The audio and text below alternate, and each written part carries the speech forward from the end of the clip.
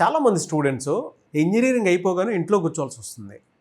ఎందుకు అలా జరుగుతుందంటారు అసలు? మనకి ఎవ్రీ ఇయర్ ఓన్లీ తెలుగు స్టేట్స్లో both degree and BTech complete అయిన వాళ్ళు 12 lakh స్టూడెంట్స్ బయటకు వస్తున్నారు.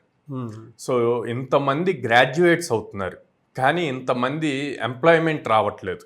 ఓకే, మనం చెప్తుంది కాదు, గవర్నమెంట్ చెప్తున్న స్టాట్స్ 80 to 85% స్టూడెంట్స్కి అసలు ఎంప్లాయబిలిటీకి కావాల్సిన స్కిల్స్ ఉండట్లేదు. సో వీళ్ళందరూ ఇంజనీరింగ్ కాలేజెస్లో జాయిన్ అవుతున్నారు. ఈవెన్ పేరెంట్స్ కూడా జాయిన్ చేసేటప్పుడు ఇది మంచి కాలేజా కాదా అని చూసుకుంటున్నారు, జాయిన్ చేస్తున్నారు. కాలేజీలో జాయిన్ అయిపోతే జాబ్ వస్తుంది అనుకుంటున్నారు.